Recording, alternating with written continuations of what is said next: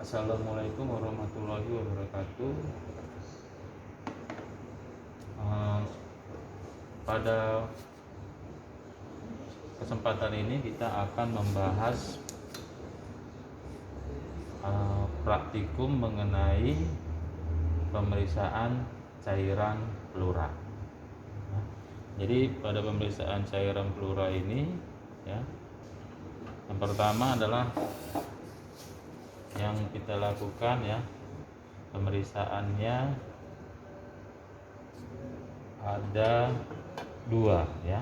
Yang pertama adalah pemeriksaan rutin dan kemudian adanya pemeriksaan tambahan. Pemeriksaan rutin ada pemeriksaan makroskopis dan ada pemeriksaan mikroskopis dan ada pemeriksaan kimia. Sedangkan pemeriksaan tambahan itu dilakukan untuk menambah penegakan diagnosis. Jadi pada praktikum kita, ya, yang kita lakukan, ya, itu adalah pemeriksaan rutin, ya, yaitu pemeriksaan makroskopis, pemeriksaan mikroskopis dan pemeriksaan kimia. Pemeriksaan makroskopis, ya, itu meliputi pemeriksaan volume, ya. Volume ini adalah cairan pleura, ya. Cairan pleura ini bahannya yang kita ambil, ya. Ini cuma sedikit, ya. Jadi kalau pada pemeriksaan itu volumenya yang kita lihat berapa jumlahnya, berapa banyak, ya. Jadi banyaknya itu bisa kita untuk melihat seberapa besar kerusakan yang terjadi biasanya, ya. Kemudian yang kedua, warna, ya, color, ya. Warna normalnya adalah straw yellow, ya. Straw yellow atau seperti kuning pucat, ya, pale yellow. Straw yellow itu seperti jerami katanya, ya, kuning jerami, ya. Warna ini bisa bermacam-macam, ya, bisa menjadi berwarna merah kalau ada darah, kemudian bisa berwarna kuning, ya, kalau misalnya ada bilirubin, ya, ataupun bisa juga adanya warnanya keputihan seperti susu, ya. Nah, itu warnanya bermacam-macam. Jadi kita lihat warnanya apa. Kemudian pemeriksaan yang ketiga juga kita perhatikan apakah adanya kekeruhan, ya. Jadi kita lihat ada kekeruhan enggak pada di sini, ya. Normalnya pada cairan pleura itu, ya, tidak dijumpai kekeruhan, ya. Jadi kalau ada kekeruhan berarti kita lihat, ya, apakah dia berkeping-keping atau bergumpal-gumpal, ya. Kalau ada ini nampaknya ada kekeruhan, ya. Kemudian juga kita bisa lihat adanya bekuan, ya. Jadi darah ini cairan pleura ini, ya, bisa membeku, ya. Nah, normalnya tidak ada bekuan, ya. Kalau ada gangguan bisa terjadi bekuan, ya. Jadi itu loh yang kita periksa. Kemudian kita periksa lagi berat jenis, ya. Berat jenis, ya. Berat jenis ini kita bisa periksa dengan memakai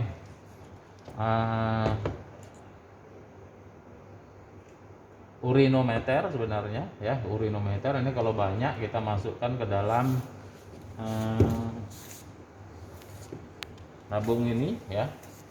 Kita banyak, ya, kira-kira 2/3, kemudian baru kita masukkan urinometer, ya. Itu bisa juga kita lakukan dengan memakai reagent strip, ya. Ini untuk pemeriksaan urin, ya.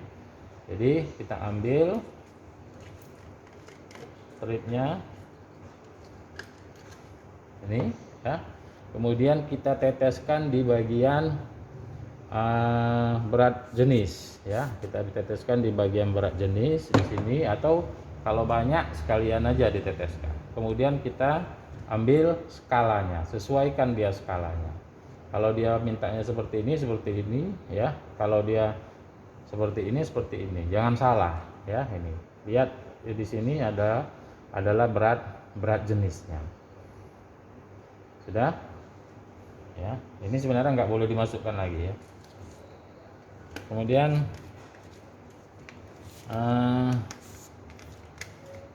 berat jenis ya, jadi bisa uronometer, bisa juga dengan reagent strip, bisa juga dengan refraktometer. Jadi yang kita gunakan di sini adalah dengan urinometer dan dengan reagent strip ya. Kemudian pH juga kita memakai reagent strip ya. Ada lagi kertas lakmus ini ya, bisa juga pakai kertas lakmus itu untuk mengukur pH. Jadi itu adalah pemeriksaan makroskopis ya, pemeriksaan rutin, pemeriksaan makroskopis ya. Jadi dicatat nanti ya apa volumenya ya, tapi biasanya volumenya jarang ya, karena yang mengambil adalah dokter spesialis paru biasanya ya. Jadi cara pengambilannya namanya adalah thoracocentesis ya.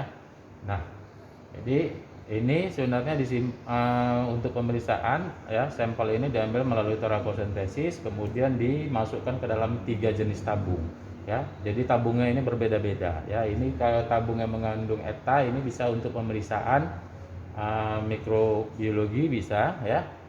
Kemudian juga bisa untuk pemeriksaan mikroskopis ya. Mikroskopis nanti pemeriksaan leukosit ya, dan hitung jenis sel. Kemudian untuk pemeriksaan kimia biasanya ya tabungnya itu yang plain ya, jadi tidak ada antikoagulan untuk kimia. Ya. Kemudian ya kita ulang, jadi untuk pemeriksaan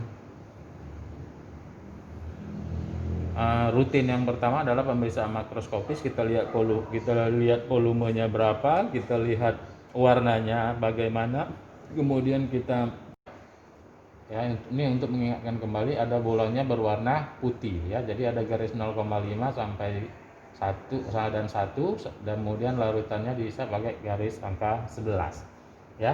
Jadi nanti kita lihat di kamar hitung ya.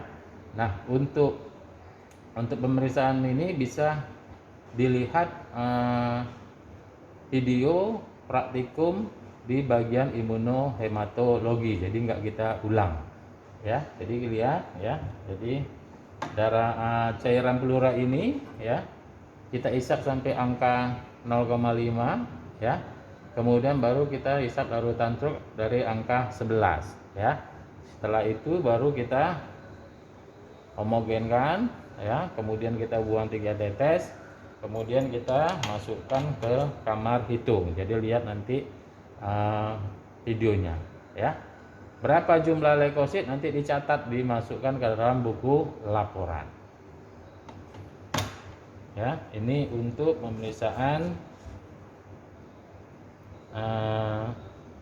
jumlah leukosit. Nanti lihat di bawah mikroskop. Ya, jadi ini dilihat, dimasukkan ke bawah mikroskop. Oke.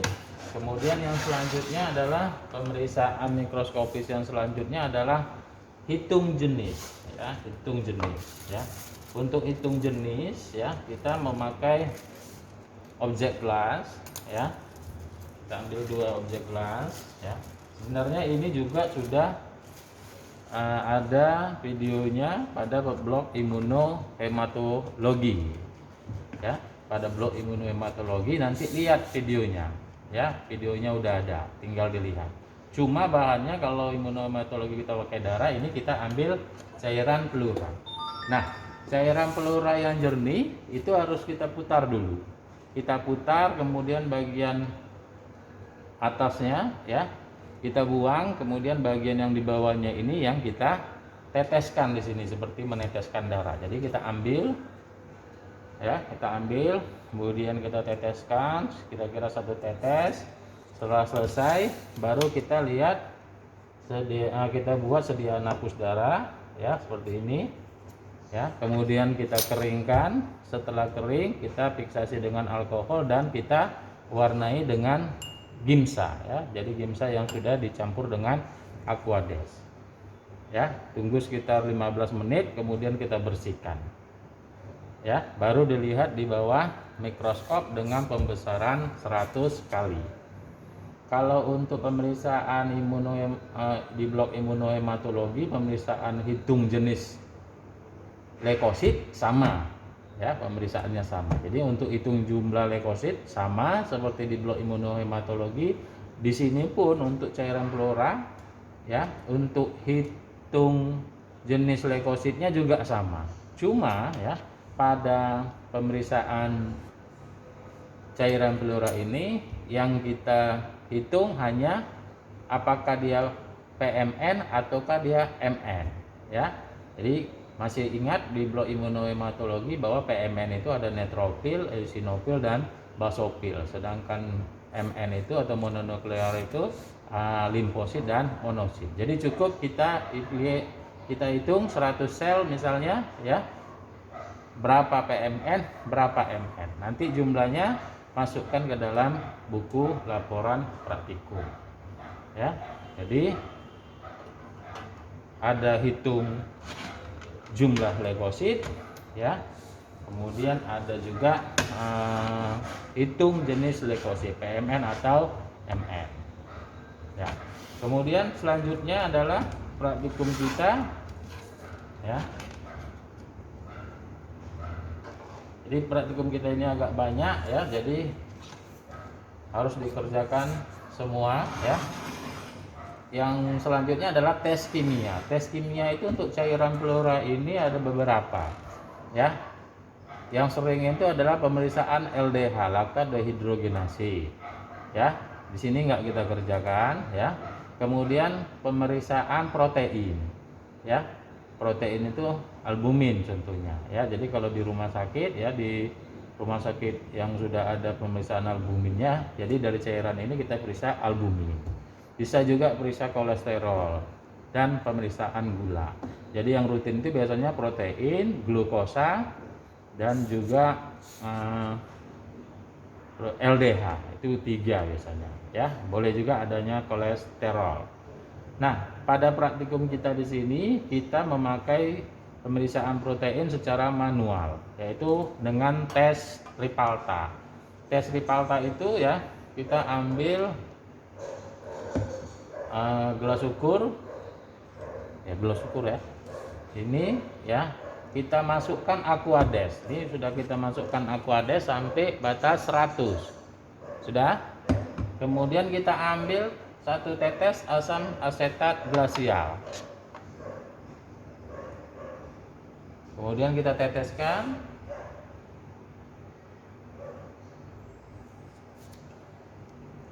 Ya. Biarkan bercampur dulu ya.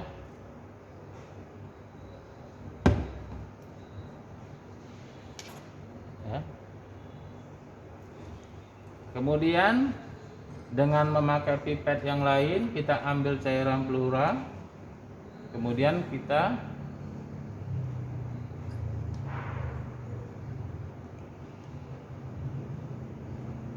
teteskan 1 tetes. Nah, kira-kira 1 cm di atasnya.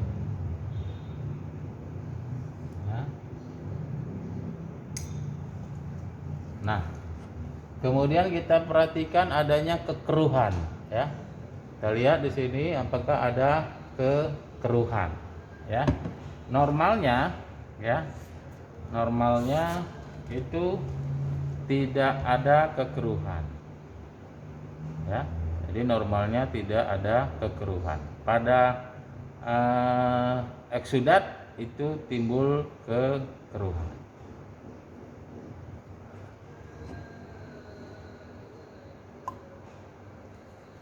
Nah, kalau kita perhatikan di sini ya, cairan pleura ini ya, di situ ada tampak kekeruhan ya. Kemungkinan ini adalah eksudat. Kita lihat warnanya ya.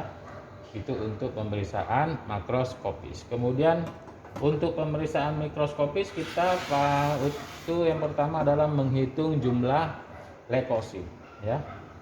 Karena ini praktikum untuk semester 5 ya. Jadi semester 5 berarti sudah pernah mau praktikum mengenai pemeriksaan leukosit. Jadi yang kita pakai adalah pipet Thoma ya. Jadi pipet Thoma yang ada ya, ini untuk mengingatkan kembali, ada bolanya berwarna putih ya. Jadi ada garis 0,5 sampai 1 dan 1, dan kemudian larutannya bisa pakai garis angka 11 ya. Jadi nanti kita lihat di kamar hitung ya. Nah, untuk pemeriksaan ini bisa dilihat video praktikum di bagian imunohematologi. Jadi nggak kita ulang ya. Jadi lihat ya. Jadi darah cairan pleura ini ya, kita isap sampai angka 0,5 ya. Kemudian baru kita isap larutan truk dari angka 11 ya. Setelah itu baru kita homogenkan ya. Kemudian kita buang 3 tetes. Kemudian kita masukkan ke kamar hitung. Jadi lihat nanti videonya ya. Berapa jumlah leukosit nanti dicatat, dimasukkan ke dalam buku laporan. Ya, ini untuk pemeriksaan jumlah leukosit. Nanti lihat di bawah mikroskop. Ya, jadi ini dilihat, dimasukkan ke bawah mikroskop. Oke. Kemudian yang selanjutnya adalah pemeriksaan mikroskopis yang selanjutnya adalah hitung jenis. Ya, hitung jenis. Ya. Untuk hitung jenis, ya kita memakai objek glass ya. Kita ambil 2 objek glass ya. Sebenarnya ini juga sudah ada videonya pada blog imunohematologi ya. Pada blog imunohematologi nanti lihat videonya ya. Videonya udah ada, tinggal dilihat. Cuma bahannya kalau imunohematologi kita pakai darah, ini kita ambil cairan pleura. Nah, cairan pleura yang jernih itu harus kita putar dulu. Kita putar, kemudian bagian atasnya ya kita buang, kemudian bagian yang di bawahnya ini yang kita teteskan di sini seperti meneteskan darah. Jadi kita ambil ya, kita ambil, kemudian kita teteskan kira-kira 1 tetes. Setelah selesai baru kita lihat kita buat sediaan hapus darah ya, seperti ini ya. Kemudian kita keringkan. Setelah kering kita fiksasi dengan alkohol dan kita warnai dengan gimsa ya. Jadi gimsa yang sudah dicampur dengan aquades ya. Tunggu sekitar 15 menit, kemudian kita bersihkan ya. Baru dilihat di bawah mikroskop dengan pembesaran 100 kali. Kalau untuk pemeriksaan di blok imunohematologi, pemeriksaan hitung jenis leukosit sama ya, pemeriksaannya sama. Jadi untuk hitung jumlah leukosit sama seperti di blok imunohematologi. Di sini pun untuk cairan pleura ya, untuk hitung jenis leukositnya juga sama. Cuma ya, pada pemeriksaan cairan pleura ini yang kita hitung hanya apakah dia PMN ataukah dia MN ya. Jadi masih ingat di blok imunohematologi bahwa PMN itu ada neutropil, eosinofil dan basofil. Sedangkan MN itu atau mononuklear itu limfosit dan monosit. Jadi cukup kita hitung 100 sel misalnya ya. Berapa PMN, berapa MN. Nanti jumlahnya masukkan ke dalam buku laporan praktikum. Ya. Jadi ada hitung jumlah leukosit ya. Kemudian ada juga hitung jenis leukosit PMN atau MN ya. Kemudian selanjutnya adalah praktikum kita ya. Jadi praktikum kita ini agak banyak ya, jadi harus dikerjakan semua ya. yang selanjutnya adalah tes kimia. Tes kimia itu untuk cairan pleura ini ada beberapa, ya. Yang sering itu adalah pemeriksaan LDH, laktat dehidrogenase, ya. Di sini nggak kita kerjakan, ya. Kemudian pemeriksaan protein, ya. Protein itu albumin contohnya, ya. Jadi kalau di rumah sakit, ya, di rumah sakit yang sudah ada pemeriksaan albuminnya, jadi dari cairan ini kita periksa albumin. Bisa juga periksa kolesterol dan pemeriksaan gula. Jadi yang rutin itu biasanya protein, glukosa, dan juga LDH, itu 3 biasanya, ya. Boleh juga adanya kolesterol.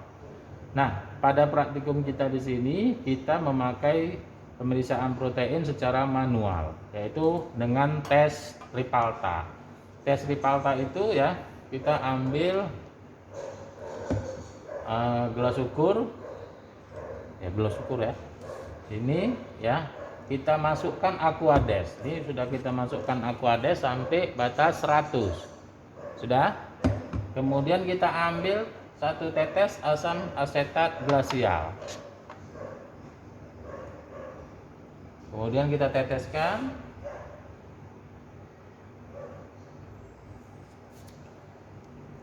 Ya.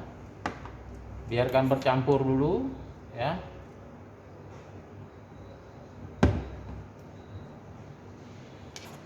Ya. Kemudian dengan memakai pipet yang lain kita ambil cairan pleura. Kemudian kita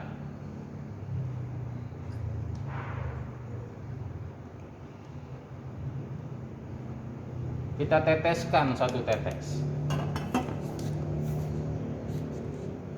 Nah, kira-kira 1 cm di atasnya.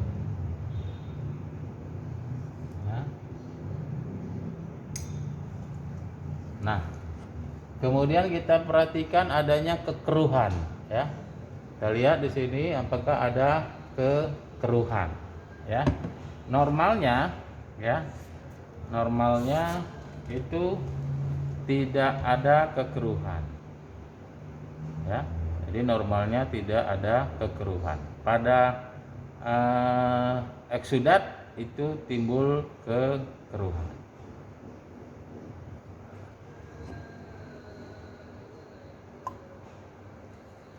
Nah, kalau kita perhatikan di sini, ya, cairan pleura ini, ya, di situ ada tampak kekeruhan, ya. Kemungkinan ini adalah eksudat, ya. Jelas, ya, nampak, ya, kekeruhannya. Oke.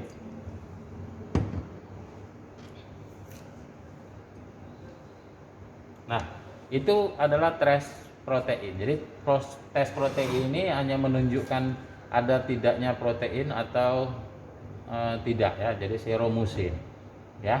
Tidak melihat jumlahnya berapa, ya. Jadi kalau pakai alat otomatis baru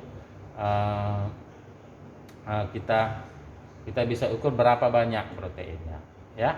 Nah, untuk tes gula, ya, tes gula tidak kita lakukan, jadi hanya protein, ya. Untuk percobaan bolehlah kita ambil pakai ini, kita lihat di bagian gula, kita teteskan ada nggak perubahannya, ya. Tapi itu hanya melihat aja, ya, sekedar. Jadi kalau ada tes Ripaltanya positif, gulanya positif, nah itu kemungkinan arahnya eksudat, ya. Tapi kalau kita nilai angkanya, ya, misalnya dengan albumin, itu bisa kita masukkan ke dalam kriteria light untuk membedakan antara transudat dan eksudat, ya.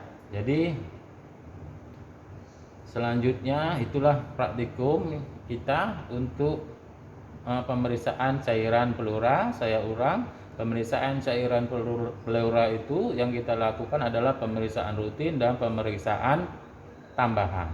Pemeriksaan rutin yang kita lakukan adalah kita lihat berapa volume cairan pleuranya, bagaimana warnanya, kemudian kita lihat kejernihannya, kemudian kita lihat kita periksa berat jenisnya, kita periksa pH-nya, kemudian kita bisa juga periksa berat jenisnya dan baunya, ya. Baunya juga boleh kita periksa, ya. Nah, itu untuk pemeriksaan makroskopis. Untuk pemeriksaan mikroskopis kita lihat di kamar hitung dengan pemeriksaan jenis jumlah leukosit, ya, dengan memakai larutan cuk. Kemudian untuk hitung jenis leukosit kita buat seperti sediaan hapus darah, ya. Ini seperti ini sediaan hapus darah, ya. Nah, ini sama, ini untuk hasilnya seperti ini untuk pemeriksaan cairan pleura. Dan pemeriksaan kimia yang kita lakukan di sini adalah dengan tes Ripalta. Hasilnya nanti masukkan ke dalam laporan praktikum, ya. Apa hasilnya? Kemudian nanti bisa kita bedakan apakah cairan ini transudat ataukah cairan ini eksudat, ya. Nah, nanti dilihat, ya, dari beberapa yang kita periksa ini apakah cairannya itu mengarah ke eksudat atau mengarah ke transudat. Jadi kesimpulannya atau kesannya cairan adalah eksudat misalnya. Eksudat misalnya dari pemeriksaan makroskopis kita lihat warnanya kuning, ya, kuning atau merah misalnya, mungkin ada darah, ya, atau sudah ada ada kekeruhan, ya kan, kemudian ada bekuan, kemudian dia mungkin berbau, ya. Wah, berat jenisnya di atas 1018, ya, 1018, ya. Kemudian pH, ya. Nah, kemudian kita lihat mikroskopisnya misalnya hitung jumlah leukositnya di atas 1000 per mikroliter, itu eksudat, ya. Nah, kalau untuk jenisnya, ya, hitung jenis itu PMN atau MN, ya. Kalau PMN, ya, itu menunjukkan adanya infeksi yang akut, sedangkan kalau MN yang banyak itu menunjukkan infeksi yang kronis ataupun infeksi oleh viral, ya, bisa juga kena tuberkulosis, ya. Nah, kemudian baru pemeriksaan kimia tadi tes Ripalta. Dari semua yang kita periksa itu nanti ambillah kesimpulan apakah cairan ini bersifat transudat, apakah cairan ini bersifat eksudat, ya. Nah, di dalam kuliah nanti diterangkan, ya, proses terjadinya cairan transudat dan cairan eksudat. Nah, jadi nanti kalau sudah bisa dibedakan apakah ini transudat, apakah ini eksudat, maka nanti bisa juga dicari apa penyebabnya. Biasanya transudat disebabkan misalnya ada sindrom nekrotik, apakah ada sirosis hepatis, adakah CHF dan lain sebagainya. Sedangkan ada eksudat biasanya pada penyakit-penyakit infeksi untuk eksudat. Ya, cukup sekian praktikum kita untuk kali ini, semoga bermanfaat. Silakan dikerjakan. Saya akhiri. Assalamualaikum warahmatullahi wabarakatuh.